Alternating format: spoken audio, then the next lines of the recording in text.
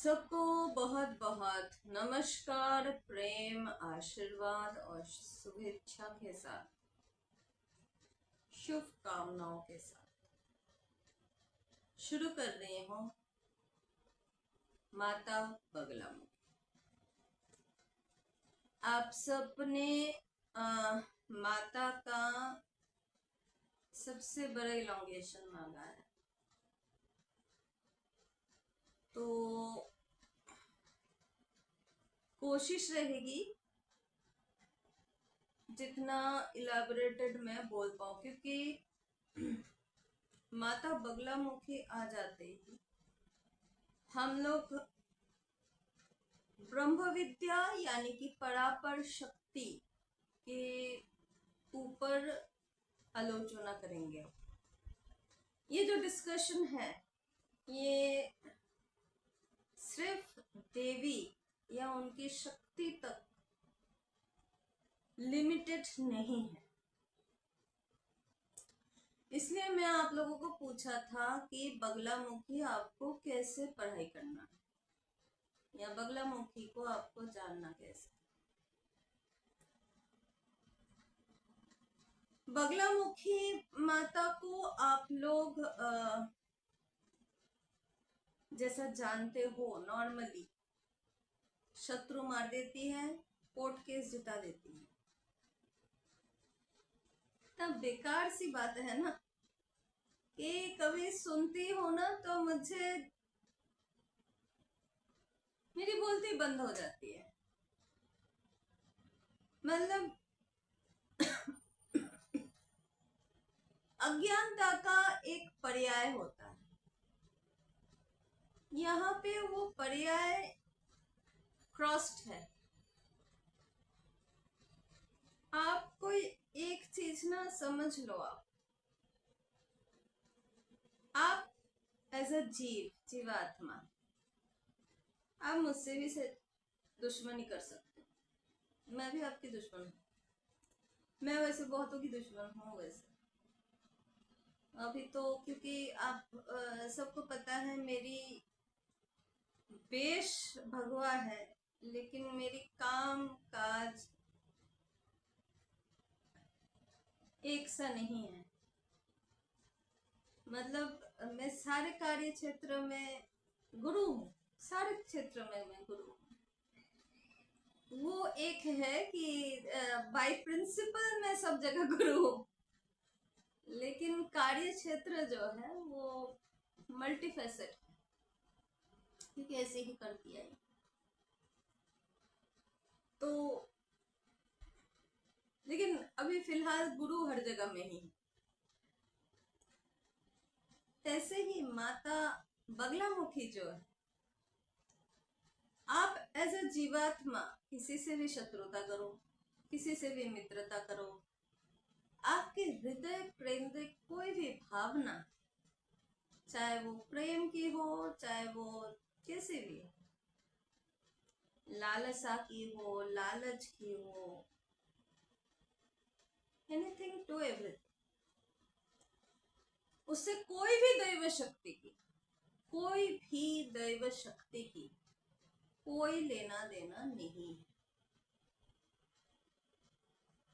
आप आपके शरीरगत संस्कारगत तरीके से आप दैव शक्ति के साथ या दानवीय शक्ति के साथ, मतलब बहुत positive as well as negative. अभी नेगेटिव शक्ति के बारे में ही ज्यादा बात होगी जब हम बगलामुखी करेंगे। आप चाहे किसी भी शक्ति के ऊपर प्रेम से झुक जाओ या डर के मारे भाग जाओ, दोनों से ना महादेव का, ना ऋषिकेश मतलब नारायण का, और ना ही माता परमात्मा देवी महामाई का कोई लेना देना। ये आपको इस तरह से जानते ही नहीं है, दे डोंट रजिस्टर यू। एक साइंटिस्ट के लिए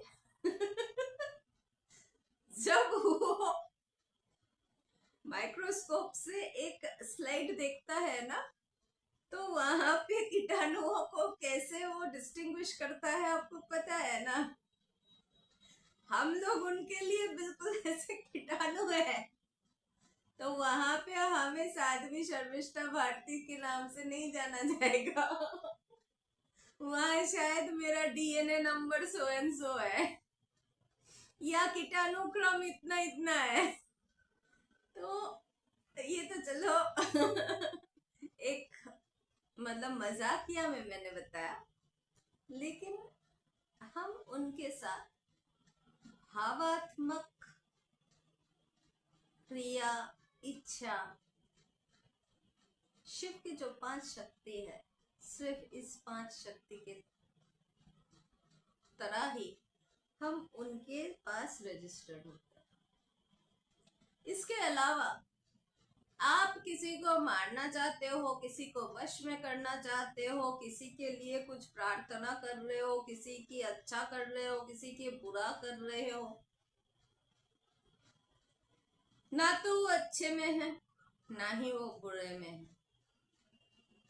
नेति नेति, ये भी नहीं ये भी नहीं, वो है भी और नहीं भी। सबसे बड़ा तो आपको यहाँ पे समझना पड़ेगा, सनातन धर्म में लोग कुछ जगहों में, कुछ लोग, या आप ये सोच सकते हो कि सनातन धर्म, बहुत लोग इसके बाहर आके धर्म क्यों बनाए, चाहे वो इस्लाम या क्रिश्चियनिटी, इन दोनों को मैं नहीं ले रही हूँ। नहीं ले रही हूँ, क्यों नहीं ले रही हूँ? थोड़ा इलोंगेटेड है, लेकिन थोड़ी सी इन दोनों में प्रॉब्लम है, और वो प्रॉब्लम जो है वो क्लियरिटी का है, एडवांस स्टेज ऑफ अंडरस्टैंडिंग पे है। ये सोच जो है उन लोगों की, जो सनातन धर्मी हो, मतलब जो गुरु परंपरागत तरीके से वैदिक धर्म जो है, उस सोच से बहुत ही कम डेवलप्ड है। इसलिए मैं नहीं ले रही, मैं बौद्ध ले रही हूँ, जैन ले रही हूँ, कुछ American tribal and African tribal spiritualities ले रही हूँ।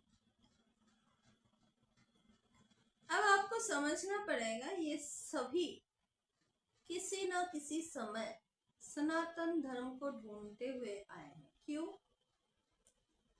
सनातन धर्म एकलौता धर्म है जो आपको शुरू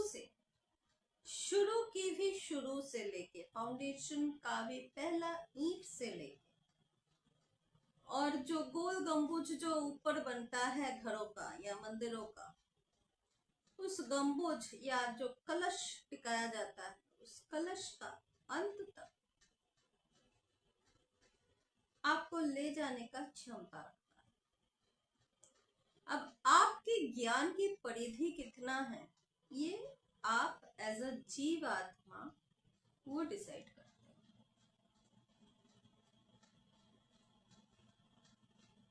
तो जो आप ये जो डिसाइड कर रहे हो, ये डिसाइड करते करते समय लगता है। एक इंसान की एक समझ जो एक 10 साल की उम्र में होता है, 15 साल में उससे ऊपर हो सकता है, नीचे भी जा सकता है। 20 साल में वो और मेच्योर्ड भी हो सकता है, टोटली डिरोगेटेड होके, डिप्रेस्ड होके एकदम खत्म भी हो सकता है, नशा में भी धुत हो सकता है। 50 साल की उम्र में जाके उसको एक्सपीरियंस भी मिल सकता है और वो डिसओरिएंटेड भी हो सकता है। ये उसके कर्म निर्धारण करता है। वो जहां पे जन्म लिया है, उसका संस्कारगत कितना शिक्षा उसको प्राप्त हुई है, धर्म की कितना शिक्षा उसको प्राप्त हुई है, वो धर्म को किस तरह से आइडेंटिफाई कर रहा है, इस सब के ऊपर उसकी बोध, हम लोग धूमावती के टाइम में हम लोग आलोचना किए थे बोध, तो बोध उसका उतना ही डेवलप हुआ होगा। जब तक बोध जितना जिसका डेवलप हुआ है वो परमात्मा को उसी लेवल तक पहचानेगा। एक कहानी आता है वैदिक आलोचनाओं में और स्पेशली गुरु घरों में बहुत ज्यादा सुनाया जाता है, शायद आपको भी सुने हो आप, कि 4 अंधे लोगों को एक हाथी टकरा गया। तो किसी ने हाथी का पूंछ पकड़ा, किसी ने पैर, किसी ने सूंड, किसी ने कान। जिसने जो पकड़ा हाथी को उसने वैसा ही जाना। वैसे ही परमात्मा का शरीर बृहत है, उनकी ये जो ज्ञान पुंज है ये इतना बृहत है कि कोई इसमें सिर्फ बोलता है मुझसे बड़ा कोई नहीं है, या मेरा भगवान तुम्हारे भगवान से ऊपर बैठे हैं। किसी के लिए मेरा भगवान तुमसे अच्छा जानते हैं, तुम्हारे भगवान से अच्छा जानते हैं, इसलिए मैं तुम्हारे सिर के ऊपर पैर रख के 200 साल तुम्हें कॉलोनाइज्ड रख सकता हूं। किसी के लिए हम यहाँ खड़े हैं तो हमारे बोध जहां पे उन्मेष पा रहा है वही बोध में मैं बौद्ध बन गया और यही मेरे बोधत्व है।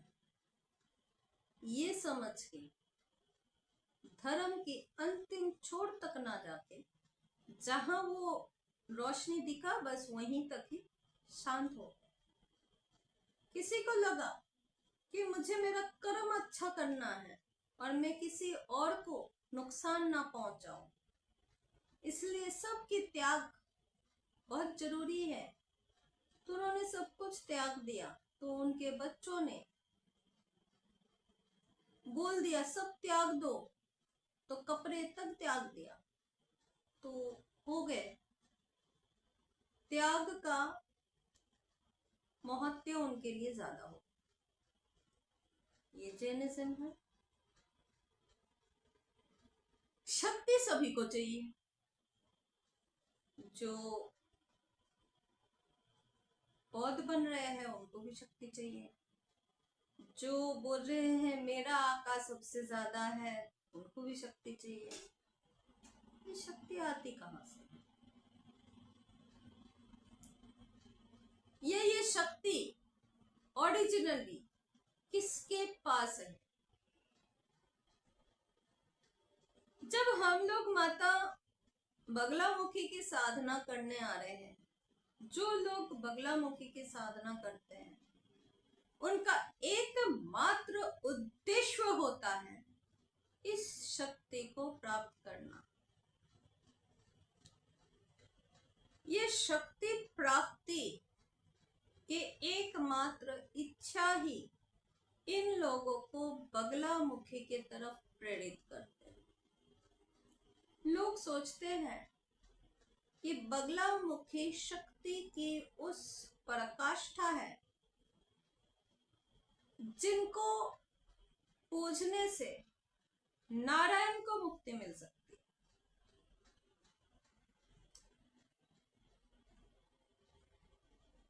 हाथी का पूंछ पकड़ लेने से हाथी की सूंड तक नहीं पहुंचा जा सकता। शक्ति को जानने के लिए अकेला आप हाथी का पूंछ पकड़ रखते हो। उन लोगों को बोल रही हूँ जो लोग सोचते हैं कि बगलामुखी सिर्फ शत्रु का दहन करते हैं और कोर्ट केस जिताते हैं। ये माता की ओरिजिनलिटी नहीं है। आप लोग माता का अपमान कर रहे हो, मान नहीं बढ़ा रहे। ये इकलौता विद्या है जो शापित है। गायत्री विद्या के समान ही इस विद्या को अभिशाप लगी हुई है। जो लोग गायत्री साधना के में अपना अवगुण डालते हैं, अब गुंठन नहीं डालते हैं। पर्टिकुलर कुछ श्लोक उसमें ऐसा है, उसके बिना गायत्री करने से अच्छे से ज्यादा बुरा होता है। सिमिलर वे में माता बगलामुखी की साधना में अगर आपसे चुप होती है, अगर आपसे ऐसा कोई भी कांड हो जाता है, उसको कांड ही बोलूंगी मैं क्योंकि कांड ही करते हैं लोग, तो आप उनके उस अभिशाप के दर्जाए पे आओगे जहां आपकी करीब करीब 100 साल की तपस्या जल के राख में क्षण भर में परिवर्तित हो जाएगा और आगे 100 जन्म अवरुद्ध हो जाएगा। अवरुद्ध हो जाएगा का मतलब आप जिंदगी में सब कुछ करोगे लेकिन धर्म से बाहर रहोगे। धर्म नाम की कोई भी चीज आप जिंदगी में नहीं कर पाओगे। कुछ क्योंकि नारायण माता को लेके आए थे पृथ्वी में, इसीलिए इनको श्री कुल की देवी ज्यादा मानते हैं। कुछ माता ब्रह्म स्वरूपिणी है बोलते, माता एकनिष्ठ अग्नि रूपी है बोलते, माता सती की क्रोध स्वरूप है बोल के माता से डरते हैं, भागते हैं, उल्टे साइड, मतलब माता इधर है तो मैं उल्टे रास्ते से भाग जाऊं, ये भी सोचते हैं। लेकिन माता की मूर्ति और माता की क्रोध, माता क्रोध में तो होती नहीं है क्योंकि वो क्रोध सहना महादेव के लिए भी मुश्किल हो गया था, तो उसको तो छोड़ ही देते हैं। चलते हैं माँ को माँ की तरह समझने में। सबसे पहले ये जरूरी है, माँ को श्री कुल की देवी मानो चाहे जैसे भी मानो, माँ की संपूर्णता आवेग से नहीं है। अभी तक माता धूमावती तक हम लोग आवेग एक अहम रूप देखे, माता की हर रूप में आवेग, प्यार, शांति, स्थिति एक पैमाना रखता है। माता बगलामुखी इसलिए युद्ध की देवी है।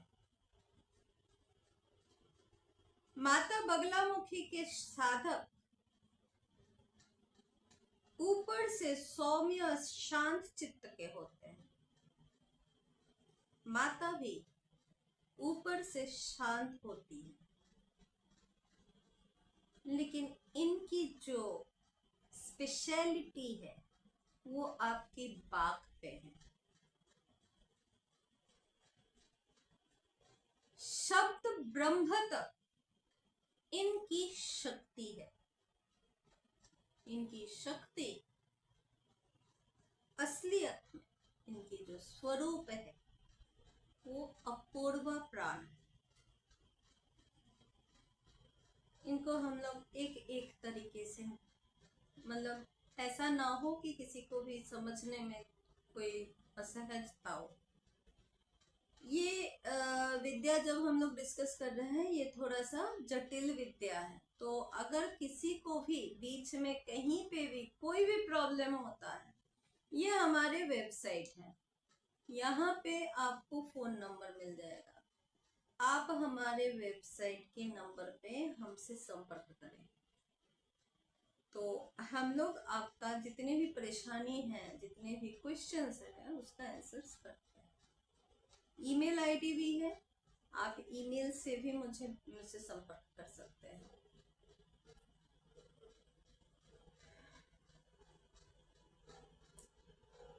माँ के उपासना का क्षेत्र विशाल है, क्योंकि माता वाम मार्ग दक्षिण मार्ग दोनों से ही उपासित होती है।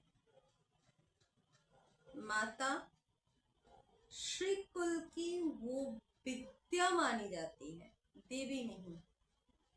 देवी में और विद्या में अंतर है। विद्या मानी जाती है, क्या अंतर है मैं धीरे धीरे आऊंगी, क्योंकि काफी सारे चीजें हैं उसमें मैं धीरे धीरे आऊंगी। अभी तो फर्स्ट डे में सिर्फ जो मैं कलोकलिटी बोल रही हूँ, जो मैं भाषा बोल रही हूँ, उसको सुनने की पहले कोशिश कीजिए। इनकी साधना करने में जो लोग जाते हैं, सर्वप्रथम इनके अंदर नारायण जैसे गुण होना चाहिए, तभी इनके साधना संपूर्णता को प्राप्त करेगी। नारायण जैसे गुण तो मैंने सिर्फ बोल दिया, मैं बाद में एक्सप्लेन करूंगी। इनके भैरव जो है वो आनंद भैरव भी है, और कहीं कहीं पे महामृत्युंजय रूप को भी इनके भैरव माना जाता है। इनके जो गणेश है वो हरिद्रा गणेश है, पीले रंग के जो गणेश होते हैं। श्री कुल के होते हुए इनको बोला जाता है कि ये पीले रंग के कपड़े पहन के माता का पूजा करो, ये गलतफहमी है। अब मैं धीरे धीरे ना एक एक करके जो गलतियां हैं वो भी बताती जाऊंगी। इसलिए उनको पीला रंग के वस्त्र में पूजा जाता है, क्योंकि माता जब साधना में सामने आई थी तो वो पीले वस्त्र पहनी हुई थी। वो जिस सरोवर से उठी थी वहां पे जो काली हल्दी उगाई जाती है उसकी सरोवर थी, जिसके पास जाके नारायण ने अपना तपस्या की है। वो भी धीरे धीरे आऊंगे। माँ की जो पूजा है, माँ के पूजा वीर भाव, जीव भाव एवं दिव्य भाव तीनों भाव से आधारित नहीं है। माता वीर भाव और देव भाव व दिव्य भाव इन दोनों में ही सिर्फ अपना आवेश जमाती है। माता के सामने उल्टे चीजें हरकत, उल्टे सीधे हरकत माता बर्दाश्त नहीं करती है। माता क्रोध देवी है, क्रोध रूपिणी है, क्योंकि सती ने जब महाक्रोध की थी तो उस महाक्रोध से देवी की आविर्भाव हुई थी। माता देवी की जो 33 कोटि देवी स्थान है, ये जो 33 वर्ग की देवताएं हैं, आजकल तो सही से बोलना पड़ता है, नहीं तो उसके भी पूंछ पकड़ के उसका खिल्ली उड़ाया जाता है। तो माता की ये जो देवताएं हैं, इनके साथ कोई भी व्यक्तिगत लिंक नहीं है। माँ किसी के भी साथ नहीं है और सबके ही सर्वशक्ति रूपिणी है, सबके सर्व रूप है। मतलब जो जैसा रूप के हैं उस रूप के पीछे का आवरण माँ है। सर्व प्रकार की शक्ति, जैसे कि आग्नेय, वरुण, पर्जन्य, सम्मोहन, पाशुपत, ये सर्व रकम की शक्तियां जो है, ये सब माता को अलग से प्राप्त है। माँ भाव वैचारिकता नहीं रखती है। कुछ देवी ऐसी होती है ना मिस्टर, थोड़ा प्रैक्टिकल होती है। माता 100% प्रैक्टिकलिटी पे है। माँ के सामने रोके ठेंगा, माँ के सामने हंसोगे ठेंगा। हम लोग कुछ कुछ समय बोलते थे कि एकदम हेड ऑन कुछ होना चाहिए, क्योंकि बाहर की आवरण ना हो। माता ऐसी, माता के साथ मैं बहुत ज्यादा कनेक्ट कर पाती हूँ खुद को, क्योंकि शायद मैं बहुत ज्यादा प्रैक्टिकल हूँ, तो इसलिए माँ को और थोड़ा सा अच्छी तरह से समझ पाती हूँ। कोशिश करूंगी आप लोगों को भी ऐसे ही समझाऊं।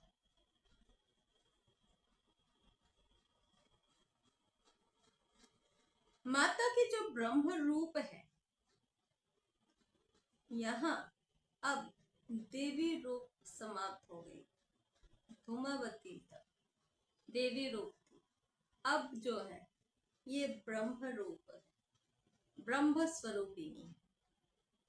माता को मात भैरवी भद्रकाली विजय बाराही विश्वेश्वरी सर्व विद्या स्वहे महेशी बंगले कामेशी बामे रमे मातंगी त्रिपुरे परात परे सर्वगत वर्ग प्रदे दाश यह शरणागति कृपा हे विश्वेश्वरी त्राहि माम मम।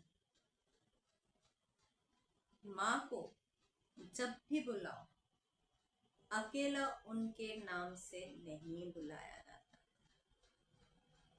मैंने जैसे यहाँ पे सर्व भैरवी से लेके और सर्व गते परत पदे तक लेके गए, यही माँ का प्रार्थना वर्षन। माँ को जब भी बुलाया जाता है तो इसी रूप में बुलाया जाता है।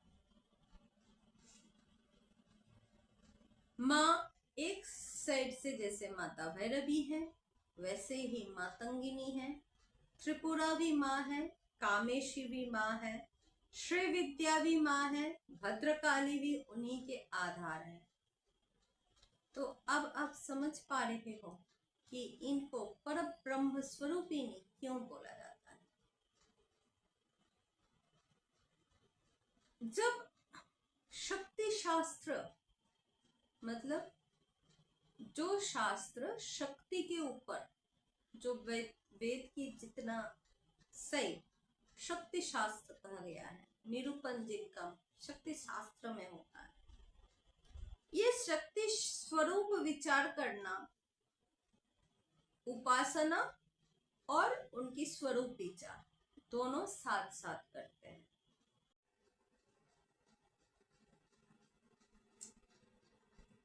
माता की शक्तियों की भेद अब करना शुरू करेंगे,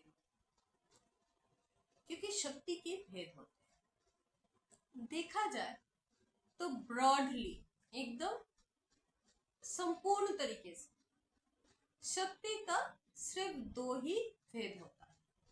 एक है जो विद्या शक्ति है, जिसमें माता को विद्या यानी अच्छा, विद्या और देवी में अलग है। पहले इसको समझो आप, विद्या और देवी क्यों अलग है। विद्या का मतलब क्या है, वो शक्ति जिनकी उपासना से उन के तरफ से कोई विद्या की प्राप्ति हो, जिससे अष्ट सिद्धि हो गई, नवनिधि हो गए, ये जैसे हनुमान जी को प्राप्त थे, ऐसे ही नारायण जी को क्या प्राप्त है। नारायण जी को उनका चक्र प्राप्त है, उनका कमल प्राप्त है। जो कमल है ना, वो एक्चुअली बोध को दर्शाता है, मतलब उनको सारे वेदों की, सारे विद्या और अविद्या दोनों की परिभाषित ज्ञान है। उनको वो सारे विद्या प्राप्त है, जिससे वो महागुरु के संदर्भ में आते हैं, लेकिन महागुरु के ऊपर नहीं जाते। कमल इसको दर्शाता है।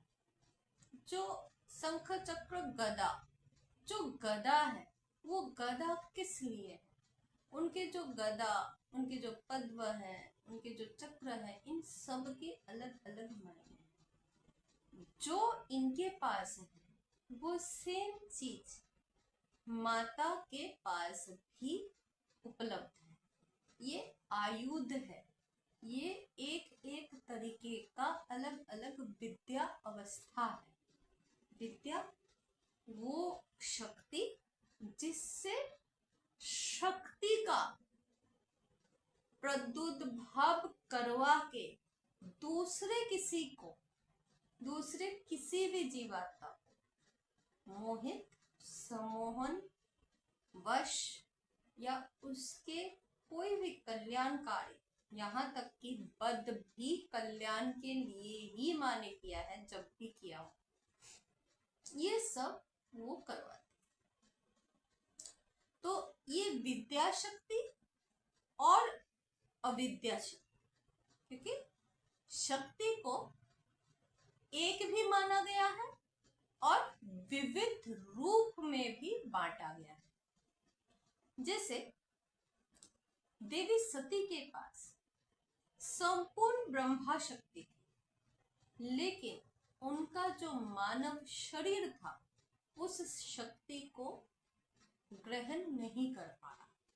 वो जैसे जैसे अपने जीवन में आगे बढ़ रही थी, उनके वो शक्तियां उनके ऊपर और ज्यादा भारी हो रही थी। इसी के चलते उन्होंने अपने शरीर को दक्ष बना दिया, अग्नि में समर्पित की, खुद अपने अग्नि से। उनको बाहर की अग्नि ने नहीं जलाया था। जब उन्होंने अग्निदेव का स्मरण किए थे कि आओ मुझे भस्मीभूत करो, तो अग्निदेव ने तत्क्षण मना कर दिए थे। उन्होंने बोले थे, माता आप मेरे माता हो, आप महादेव की अर्धांगिनी हो, मैं आपको स्पर्श तक नहीं कर सकती। तब जाके सती ने अपनी स्व ऊर्जा से अपने शरीर का त्याग किया। ये जो शरीर में, जिसको मैं अभी अभी मेंशन की, शरीर का ऊर्जा, ये कुंडलिनी शक्ति है। इस शक्ति के तरफ से आप जैसे जठराग्नि को प्रज्वलित करते हो, जहाँ पे हम मतलब साधक लोग अपना हवन करते रहते हैं। एक समय आता है जहाँ पे बाह्यिक बाहरी तौर से हवन बंद हो जाता है, लेकिन आंतरिक तौर पे हमेशा हर वक्त वो हवन प्रज्वलित रहता है। वो जो होमाग्नि है वो हमारे नाभि के पास हमेशा प्रज्वलित है, और वहां हम अपने जो विविध क्लेश है, विविध क्लेद है, वो सब का अग्नि उता कर रहे हैं, मतलब अग्नि को समर्पित कर रहे हैं, हवन चल रहा है। तो ये हवन हमेशा आंतरिक तौर पे चलता रहता है सनातन धर्मियों। तो विद्या शक्ति और अविद्या शक्ति, विद्या शक्ति हम लोग शिव के ज्ञान और क्रिया शक्तियों को दर्शा रहे हैं। अविद्या शक्ति जो नेगेटिव एनर्जीज है जनरली उसके तरफ ले जाता है। क्रोध, देश, लालच, लोभ, अहंकार इत्यादि जितने हमारे अवगुण, ये अविद्या शक्ति है। विद्या शक्ति आपकी शांति, स्थिति, प्रगाढ़ता, ज्ञान, बुद्धि, बोध, आपके सत्कर्मों की इच्छा, ये सारे इसको शिव भूत माना गया है। तो ये ब्रॉड सेंस में दो अलग अलग हो गया, एक विद्या शक्ति अविद्या शक्ति। आप रामकृष्ण देव को कभी भी सुनोगे तो रामकृष्ण देव इन दोनों का बहुत ज्यादा जिक्र किया करते थे। अरे वो तो अविद्या है, अरे ये तो विद्या शक्ति है, ये वो बोलते थे। लेकिन धीरे धीरे उनका ये जो भाव है वो छुपता गया, वो लोग और उसको नहीं समझ पाते थे।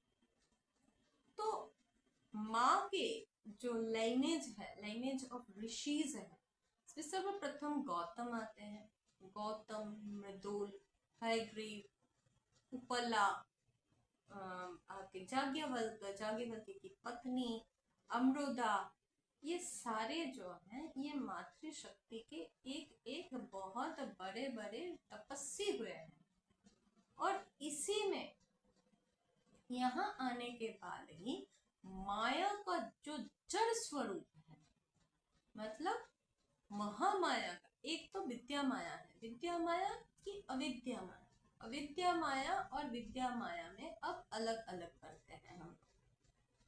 आपको ये पता है कि जोग माया नारायण की उस समय तक उनकी सोच, उनकी प्रगाढ़ता सब कुछ बंद रखते हैं, सुषुप्त रखते हैं, उनको सुला देती है जोग माया। तो जोग माया से जब तक ना नारायण मतलब क्रिया शक्ति को अलग किया जा रहा है तब तक वो क्रियान्वित नहीं होते हैं।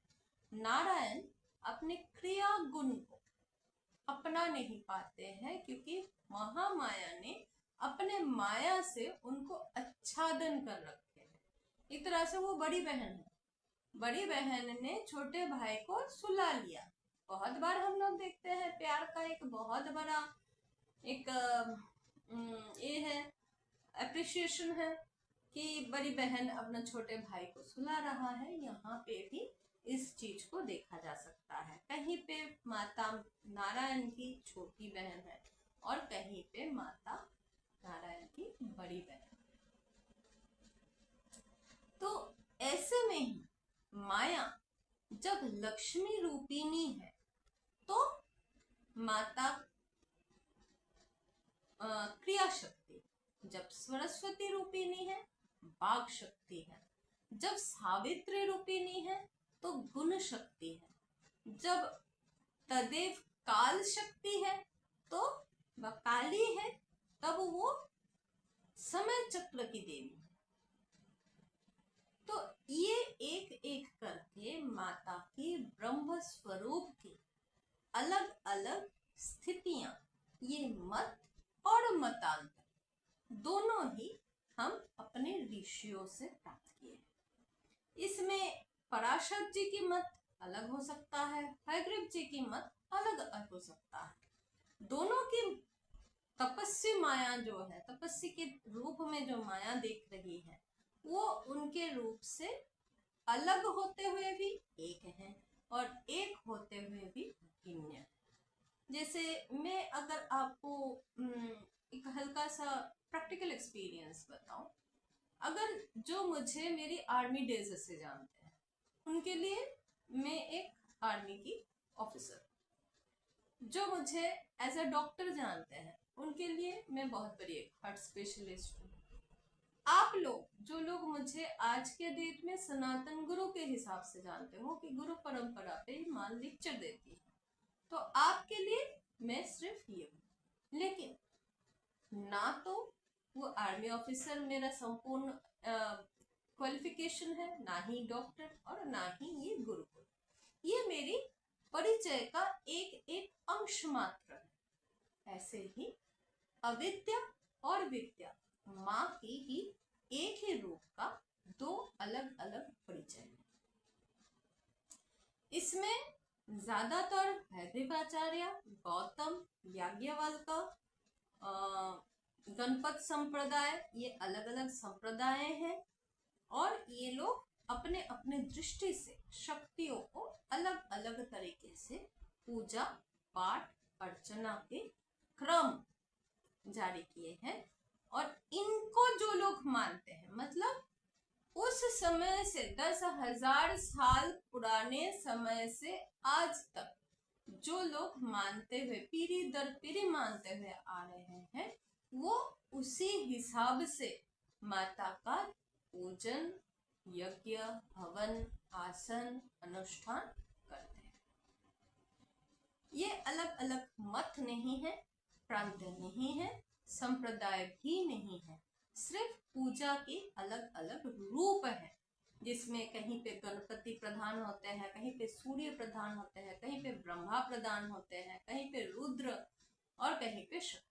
लेकिन ये पंच या ये जो 6 जो शक्तियां हैं, इनकी पूजन हर भेद में, हर ही एक अलग अलग उपासनाओं उपासकों की जो क्रम है, ये सब में ये क्रम जरूर है, क्योंकि यही क्रम महादेव ने अपने वचनों से बताए थे, जो नारायण ऋषि ने या सत्यनारायण ने संप्रदात किए हैं। मतलब एक्सपेरिमेंटल फॉर्म में उसी को करके उन्होंने माता से ब्रह्मनिष्ठ रहने का शक्ति प्राप्त की।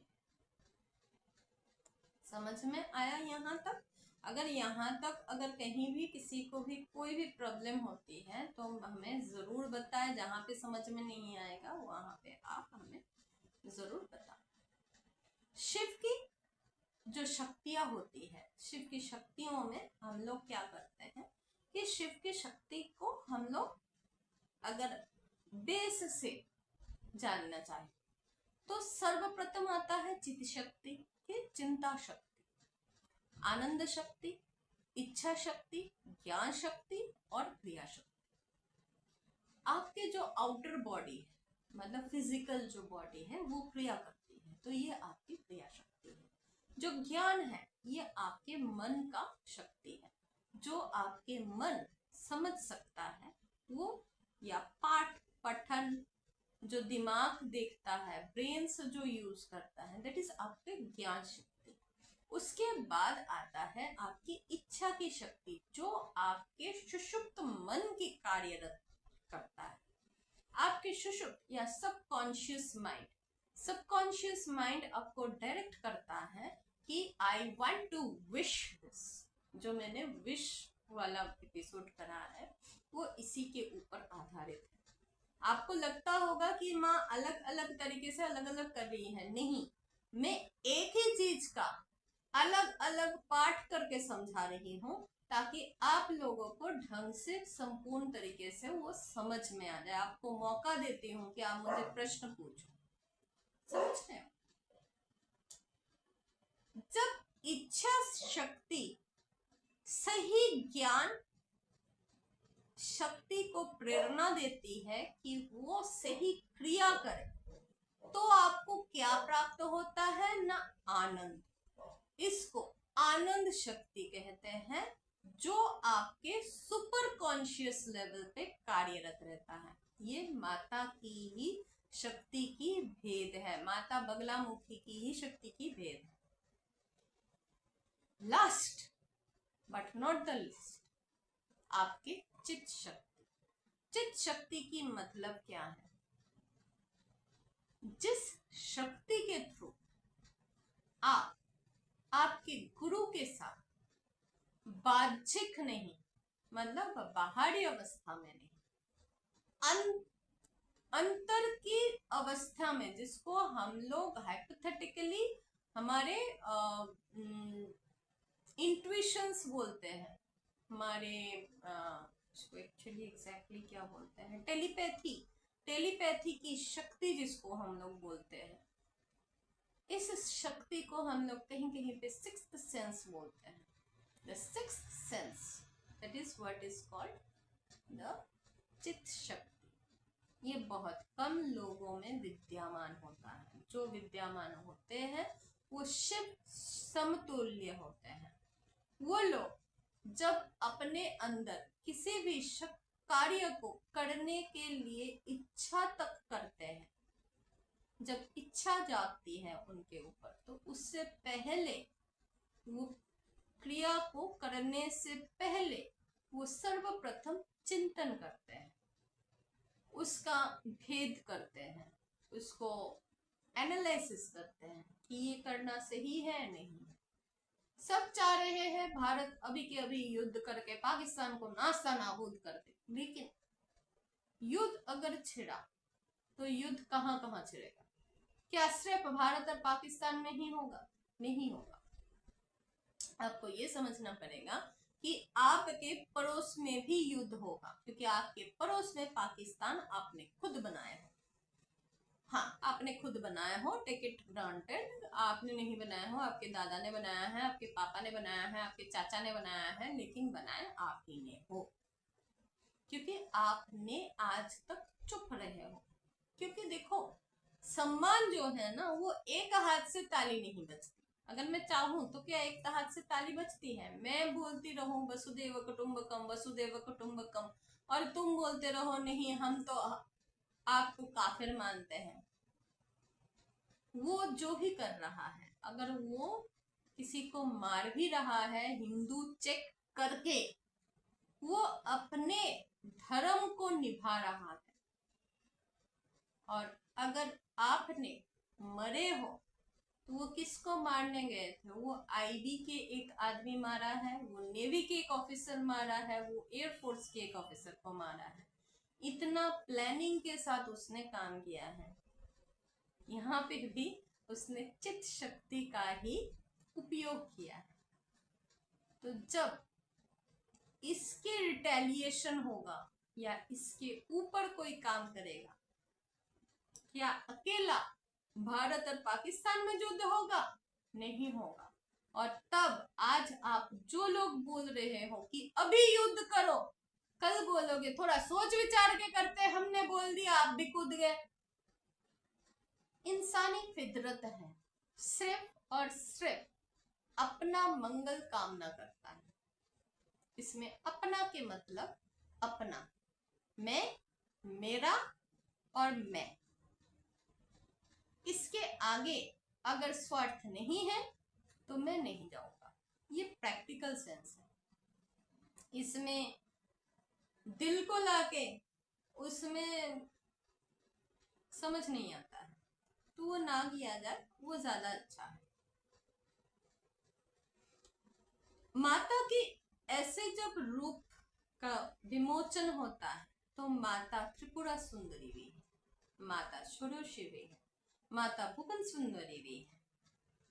इसीलिए ब्रह्म शक्तियों की इतने सारे भेद रखा गया है। लेकिन माता बगलामुखी के रूप में विष्णु रूपा है, जगत मोहन कर रखी है, मोहित कर रखी है।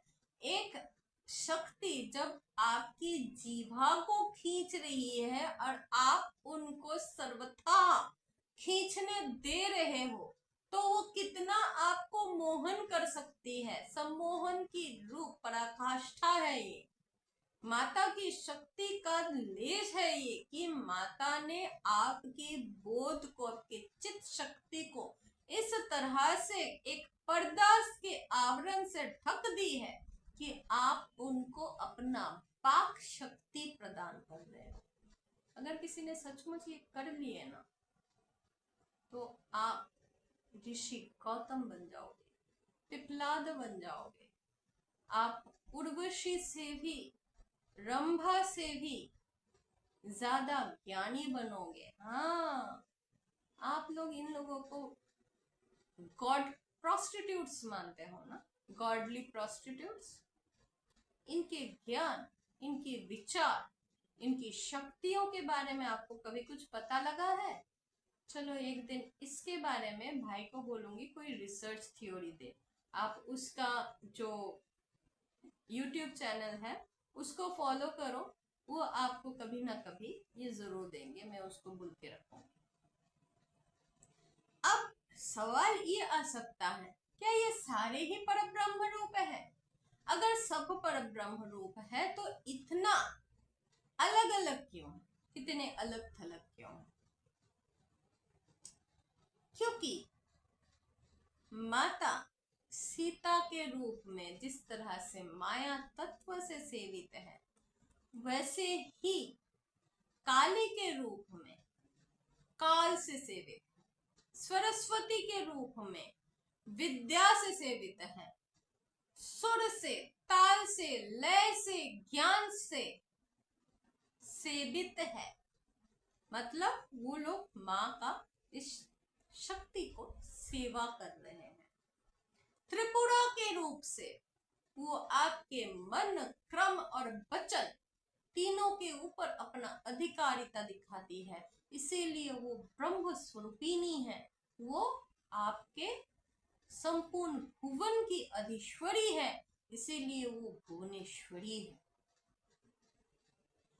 जब शक्ति का सृष्टि विज्ञान अगर हम लोग देखें तो सृष्टि में शक्ति का सर्व रूप कैसे जागृत होता है, आप लोगों को अगर एक एग्जाम्पल मैं देती हूँ, क्योंकि ये सब कोई जानते हो आप लोग, और ये सप्तसाती में भी आता है। देवी का रूप तत्व जब हम लोग जान लगते हैं तो दुर्गा की उत्पन्न किस तरह से होता है ना। जब असुरिक शक्तियां इस भूमंडल को इस कदर ढक देता है तो देवों ने और देवों को अपने अपने स्थान से विच्युत कर देते हैं। मतलब जैसे कि इंद्र को इंद्रत्व से, अग्नि को अग्नि जलाने से या हवि ग्रहण करने से अलग कर देते हैं, काम को काम के कार्यरत रहने से अलग कर देते हैं। ग्रह दशा के ऊपर उन लोगों ने प्रभुत्व जमा लेते हैं। क्या आप समझते हो कि ये एक बस सिर्फ उन्होंने ब्लैक कोई मैजिक किया और आगे नहीं, उन्होंने भी तपस्या किए होते हैं। कोई शिव की तपस्या किए हैं, कोई माता भुवनेश्वरी की तपस्या किए हैं, क्योंकि वहां पे ना तो वो राक्षस है ना ही वो कोई बुरे तत्व है, वो वहां पे भी एक साधक ही है। रावण ने जब तपस्या किया है तो अपने सिर अपने धड़ से खुद अलग करके दिया है, भेंट चढ़ाया है अपने माँ को, अपने गुरु को भेंट चढ़ाया है। कर सकोगे ऐसा? अगर आज के दिन में कोई गुरु बोलते हैं कि हाँ मेरे को भेंट चढ़ा दो, वो पुलिस के हवाले आ जाएगा, और ना ही ऐसा कोई आज बोल सकता है, क्योंकि उस गुरु के अंदर ये शक्ति नहीं है कि वो धड़ को और अपने कटी को फिर से जोड़ दे। आज के डेट में ऐसा गुरु नहीं मिल पाता है। मिल गया तो कर लो, मत करना। तो जब ऐसा सृष्टि दर्शन में, सृष्टि के दर्शन में हम लोग जब आते हैं या सृष्टि विज्ञान में जब हम लोग देखते हैं, झांकते हैं, तो हम लोग क्या देखते हैं, जब ऐसा अवस्था था, उस अवस्था में सब ब्रह्मा, विष्णु, महेश, ये 33 वैरायटी के जो देवगण हैं, 33 रूप के अलग अलग जो देवगण हैं, इन्होंने अपने सर्व शक्ति को एक जगह पे रखे। जब वो एक प्रकाश बिंदु में अपने संपूर्ण शक्ति को समा दिए तो वहां से प्रत्युद्भव हुई थी माता दुर्गा की, एक रमणी प्रत्युद्भव हुई थी। तो वो दुर्गा नहीं थी, तब एक रमणी थी। उस रमणी के हाथ में सबने अपने अपने शक्ति के अनुपात से अपने अपने आयुध से निकाल के दूसरे आयुध धारण करवाए। आप वहां पे लिखा देखोगे, शिव ने अपने त्रिशूल से त्रिशूल दान करते हैं, चक्र दान करते हैं, नारायण अपने चक्र से समुद्र ले आते हैं, शंख। तो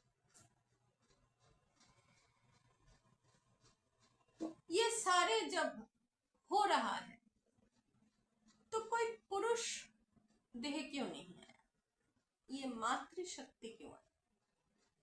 क्योंकि शक्ति जब सम्मिलित होता है, सभी पुरुष वर्ग और स्त्री वर्ग की सर्व शक्ति की सम्मिलित जो तत्व बनता है, उस शक्ति का पायोधर मतलब वेसल, जो पात्र है, वो सिर्फ और सिर्फ एक नारी की देह उसको समा पाता है। कोई भी पुरुष शरीर इतनी शक्ति अपने तन में मतलब अपने वेसल में रखने में असमर्थ है। शिव ज्ञान की प्रतीक है। नारायण मानवता या पौष्टिकता या पालन करता है। विष्णु ब्रह्मा वो सृष्टि कर रहे हैं किस चीज से? जो सृष्ट है, ऑलरेडी है, वहां से वो सृष्टि का रूप दान कर रहे हैं। तो यहाँ पे आपको ये समझना पड़ेगा कि कोई भी शक्ति को छेड़ नहीं रहा है। यहाँ कोई शक्ति के ऊपर हाथ नहीं लगा रहा है। यहाँ शक्ति अपने आप पे खड़ी है। तो वहां वो नारी की रूप पे आके खड़ी होके पूछती है, मैं कौन हूं और मुझे तुम लोगों ने क्यों बुलाया?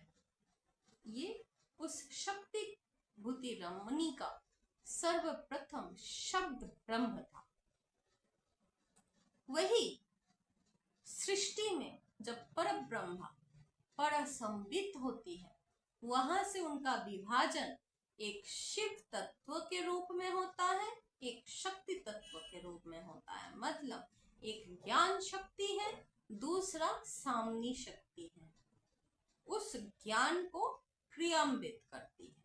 यही उनका अहम ईदम है।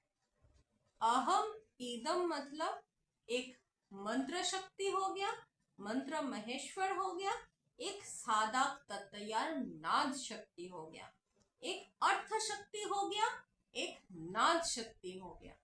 अब यहाँ पे आके मैं एक बात कहने में मजबूर हूं। बहुत लोग ओम का नाद के साथ एडजस्टमेंट करते हैं या नाद में ओम को लाके खड़ा कर देते हैं, कहते हैं नाद शक्ति है। ये गलत है, ये सर्वथा गलत है और ब्रह्म विद्या वाले इसको मानेंगे। अहमिदम यानी कि जहां माया और कंचुक संतुष्ट हो रहा है, एक हो रहा है और विभाजन हो रहा है। ये समग्रिक स्तर पे एक होते हैं, साथ साथ विभाजन होता है, एक होते हैं विभाजन होता है, और ये हर एक नैनो सेकेंड में हो रहा है। वही स्लाइड मैंने तभी बोला था कि स्लाइड में हम लोग उनके लिए सिर्फ और सिर्फ कणिका मात्र है। तो यहाँ पे भी वो कणिका शक्ति की तरह संयोग और वियोग एक ही साथ होता रहता है। ये शुद्ध तत्व या विद्या तत्व दोनों ही तरह से होता है। स्वविद्या तत्व से भी होता है, जो नीच के माया यानी कि विज्ञान काल को दर्शाता है। एक होता है सधित्व तत्व, जो आपके आनंद और चित्त लेवल पे हो रहा है। ये संपूर्ण विभाजन जिस तरह से हमारे कोश से शुरू करके और चिंता शक्ति की मूल तक यही विभाजन और व्यंजन मतलब योग और वियोग हमेशा के साथ चलता रहता है, हम चाहे उसको समझे चाहे ना समझे।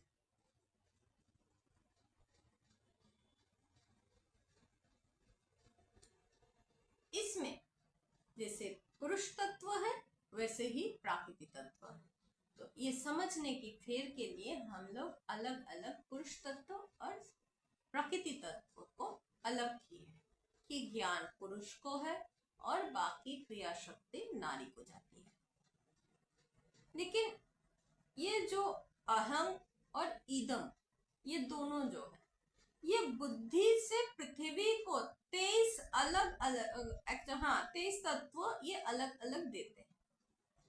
उस 23 तत्वों से शिव तत्व, विद्या तत्व और आत्मा तत्व ये 3 तत्वों का विकास संगठित होता है। शिव तत्व ज्ञान शक्ति का तत्व, एक इंसान में या एक जीव के अंदर बोध जागृत जब होता है उससे पहले उसको ज्ञान होता है। हाथ से थप्पड़ मारे तो लगेगा ये ज्ञान है। बोध ये है कि हाथ से थप्पड़ कब मारना है और कब थप्पड़ चुपचाप खा लेना है। माँ के सामने हो तो थप्पड़ खा लो, दूसरे किसी को थप्पड़ दे भी सकते। आत्म तत्व जो है वो सिर्फ और सिर्फ आपके आत्मज्ञान, जब तक आत्मा के अंदर तक नहीं पहुंच रहे, मन को शून्य की अवस्था में लेके जाना, उसके बाद शुरू होता है आत्मज्ञान। अब मैं इस क्लास को यहीं पे समाप्त कर रही हूँ।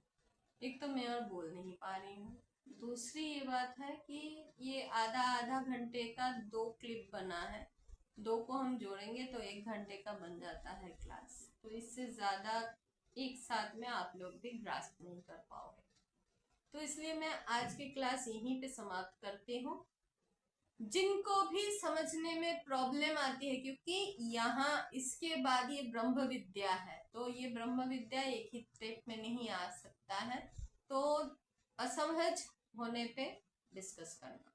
दूसरा, हमारे विद्यापीठ से ऑनलाइन स्क्रिप्चर रीडिंग और मंत्र उच्चारण की क्लास शुरू हुई है, आप लोग एनरोल कर सकते हो। ये पेड वर्जन है, आपको पेमेंट देके सीखना है। पेमेंट इसलिए देना है क्योंकि आप लोग सीखने की अवस्था बरकरार रखो।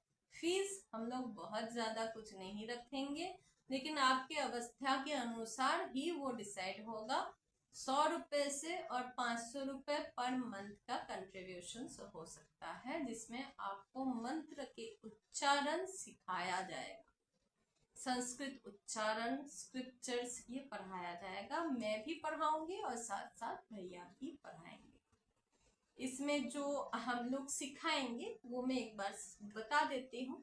इसमें शिव तत्व, शक्ति तत्व, सदाशिव तत्व, ईश्वर तत्व, शुद्ध विद्या तत्व, माया, कला, विद्या, राग, काल, नियति, ये संपूर्ण मतलब जो 36 तत्व है, ये सारे 36 तत्वों का क्लास किया जाएगा।